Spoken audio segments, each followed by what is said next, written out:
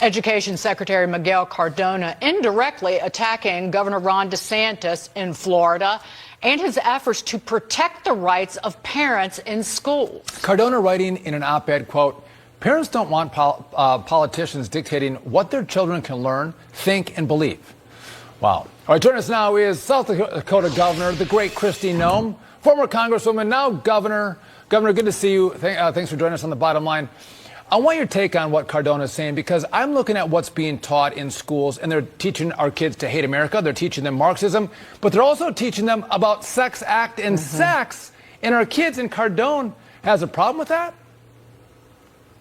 You know, it's interesting. His op-ed has so much spin in it. It's incredible. Yes. Because how this conversation started was because parents were home during the pandemic. They started to see what their children were being taught in the classroom, and they objected. They started showing up. They went to school board meetings. They started talking to people, calling their politicians, saying, do something. Save our kids. These people are ruining their minds and destroying their souls with what they're putting into them. So much of what these parents were reading was not true in these textbooks. They knew that racism was not a basis for American history. They knew that, yes, we've had times in our past that we made mistakes, but we have worked to fix them, that also a lot of these things that were being taught to our children so young were inappropriate, and that if those discussions were to be had, they, the parents, wanted to be involved. That's how this all started. So this education secretary, it's incredible. When I read the op-ed, I was shocked by how his ability to spin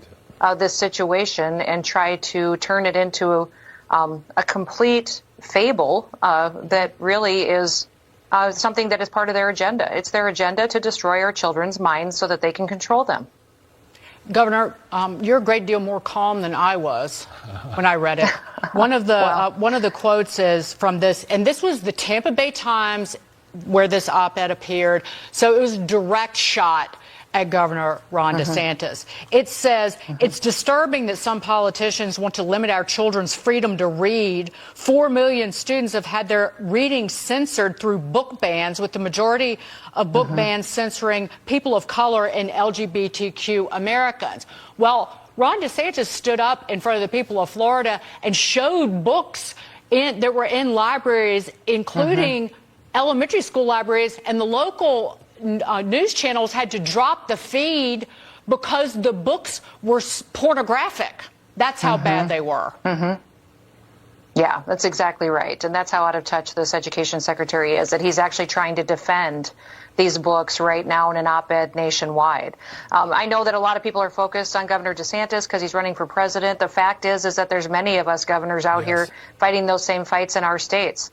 We are fighting the education lobbies. It's incredible to me the power that a lot of these individuals have in how they've infiltrated our states, even in conservative states. I had the education lobby here in South Dakota this year kill a bill that was scholarships for foster children, simply because they believed that maybe it was going to be something that would take money away from their pockets someday. But they told outright lies in committee so that they could control every dollar and they could control everything in that classroom that was going to be impacting our children. So don't underestimate that every single day there's good people in every single state that are fighting for the future of this country, and we recognize that our children are that future. And Governor, you've been at the tip of the spear fighting for our kids. I think what you see happening here is the left wants to indoctrinate our kids in the classroom. They don't want to educate them. What power and role does a good governor like yourself have in making sure you have a curriculum that's appropriate for children in their state? Well, you know, governors get to get up every day and make decisions. It's one of the reasons, Sean, why serving in Congress was an honor. Like I served with you. We got to vote and work on policy. But what's nice about being governors, you get the chance to wake up and make decisions that impact people right away.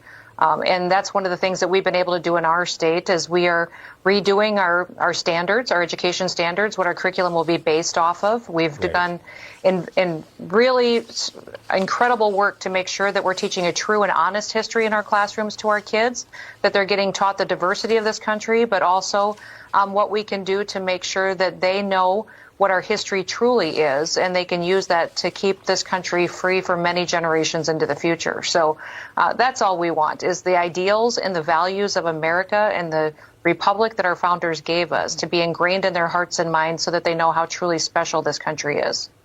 Governor Kristi Noem, Thank you so much for being here. Great to Great see Governor you. Kristi. Thank you. Oh, thank you for inviting me.